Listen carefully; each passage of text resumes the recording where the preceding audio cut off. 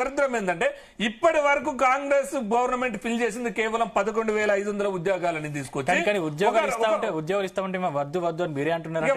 వాళ్ళు ఇప్పుడు పాపం వాళ్ళకు కాంగ్రెస్ వాళ్ళకి ఏంటంటే గజనీ లాగా అయిపోయారు. ఎందుకంటే ఎవరు వద్దన్నారో ఎవరు కాదన్నారో వాళ్ళకే తెలవాలి. కానీ మీరు ఫిల్ చేసింది రాష్ట్ర ముఖ్యమంత్రి గారేమో 60,000 ఫిల్ చేసినామని చెప్పిండు. అదే విధంగా శ్రీధర్ బాబు గారు 80,000 అని చెప్పారు. ఇక పొన్నం ప్రభాకర్ గారు 1,00,000 ఉద్యోగాలని చెప్పారు. అంటే దేన్ని మేము నమ్మాలి, దేన్ని ప్రామాణికంగా తీసుకోవాలి? ఉద్యోగం అని దేన్ని అందాం? నోటిఫికేషన్ ఇచ్చి ఎగ్జామ్స్ పెట్టిన తర్వాత ఉద్యోగం ఇచ్చుడందామా, లేకపోతే గత గవర్నమెంట్ ఇచ్చిన కేసీఆర్ గారు ఇచ్చినటువంటి గవర్నమెంట్ దానికి ఉద్యోగం చేస్తున్నటువంటి వాళ్ళకి నియామక పత్రాలు ఇచ్చిన మీరు ఆ నియామక పత్రాలు ఇచ్చినందుకు దాన్ని ఉద్యోగం అందామా? మీరు ఒక్కసారి చెప్పండి. ఒకవేళ ఉద్యోగాలు ఇస్తే మీరు పలానా డేట్న ఏ డేట్న నోటిఫికేషన్ ఇచ్చారు, ఏ డేట్న ఉద్యోగం ఎగ్జామ్ పెట్టారు, ఏ డేట్న వాళ్ళకి ఇచ్చారో చెప్పాలి. కానీ ఇవాళ ముఖ్యమంత్రి గారు రేవంత్ రెడ్డి గారు మాత్రం ఉస్మాన్ యూనివర్సిటీకి ఇంత నిర్బంధంతో రావడాన్ని మాత్రం మేము వ్యతిరేకిస్తున్నాం. ఎందుకయ్యా మీరు ప్రజాపాలన చెప్పుకొని ఇంత నిర్బంధంలో? రెండో విషయం ఏంటంటే ఇవాళ మా నెత్తురు మరిగేది ఎక్కడంటే పిసిసి ప్రెసిడెంట్ గా ఉండి ఎంత చిల్లర మాటలు మాట్లాడిందంటే నాకు ఇప్పటికీ గుర్తుంది. ఉస్మాన్ యూనివర్సిటీ చిల్లరగాలు తాగుడుకు ఏముంది, ఒక లీడర్ కాడ డబ్బులు తెచ్చుకొని బిర్యానీ కోసం ఆందోళన చేస్తున్నారని చెప్పిండు. అంటే మా త్యాగ ఫలితాలని, మా త్యాగాన్ని ఇవాళ మేము లేకుంటే రేవంత్ రెడ్డి సీఎం మ్యాచ్ అవుతాడు సార్. మేము త్యాగాలు చేయకపోతే, మేము చేయలేకపోతే, మేము తెలంగాణ రాష్ట్రాన్ని సాధించకపోతే రేవంత్ రెడ్డి ఎవరు? తెలంగాణ ఉద్యమకారుల మీద గన్ను పెట్టినటువంటి తెలంగాణ ద్రోహి రేవంత్ రెడ్డి. అలాంటి ద్రోహి, గన్నులు పెట్టినటువంటి ద్రోహి ఇవాళ ఉస్మాన్ యూనివర్సిటీకి వచ్చే అర్హత ఏముంది?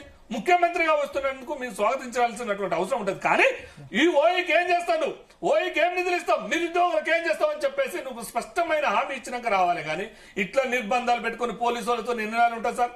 10 ఏళ్ళు కేసీఆర్ చూస్తాం. ఇట్నే పోలీసు నిర్బంధాలు పెట్టుకుని 100 days 100 ఏళ్ల సెలబ్రేషన్లు, శతాబ్ది ఉత్సవాల సెలబ్రేషన్ లో కేసీఆర్ గారు మాట్లాడలేనటువంటి పరిస్థితి ఉన్నది. ఇవాళ నువ్వు మాట్లాడినా ఎక్కడికక్కడ మా నిరుద్యోగులు అడ్డుకుంటారు. నువ్వు ఓయూకి వచ్చినా నువ్వు నిర్బంధాలతోనే చేసుకోవాలి తప్ప నీ పోలీసులు కూర్చోబెట్టుకొని అక్కడ నీ కాంగ్రెస్ క్యాడర్ కూర్చోబెట్టుకొని ఓయూ విద్యార్థులను చెప్పుకొని ప్రచారం చేయాలి. కానీ నిజమైన ఓయూ విద్యార్థులు నిన్ను స్వాగతించట్లేరు.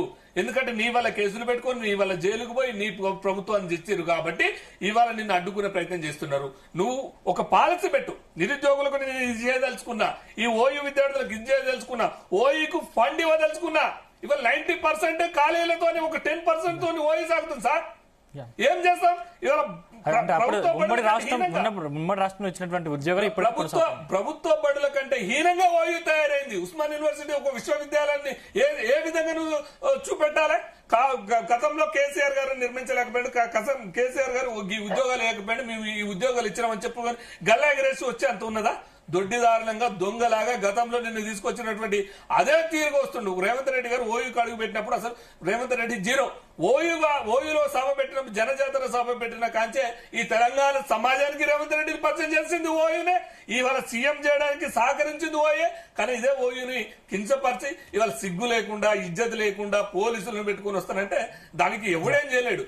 కానీ ఇవాళ కాంగ్రెస్ భారత రాజ్యాంగాన్ని ఇంప్లిమెంట్ చేయకుండా కాంగ్రెస్ రాజ్యాంగాన్ని ఇంప్లిమెంట్ చేసి రాహుల్ గాంధీ రాజ్యాంగమో లేకపోతే రేవంత్ రెడ్డి రాజ్యాంగంలో ఇంప్లిమెంట్ చేస్తున్నట్టు మనకు కనపడుతుంది.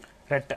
లింగం యాదవ్ గారు ఏం చెప్తారు? అంటే బారికేడ్లు, ఫెన్సింగ్ ఏర్పాటు చేసి రావాల్సిన అవసరం ఏముందనేది స్టూడెంట్స్ ప్రశ్న. ఏం చెప్తారు? గుడ్ మార్నింగ్ అండి. ముందుగా మీకు జీనియస్ ప్రేక్షకులకు, పెద్దలకు, ఉపాధ్యాయులందరికీ నమస్కారం. మిత్రుడు అంటే విద్యార్థి నాయకుడా, ఆర్ఎస్ఎస్ ప్రతినిధి, బీజేపీ ప్రతినిధి నాకు తెలియదు. I don't know exactly.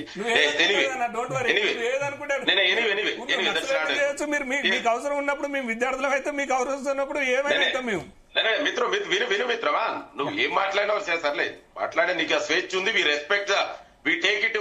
Criticism కూడా తీసుకునే గొప్పతనం ఈ కాంగ్రెస్ ప్రజాప్రభుత్వానికి.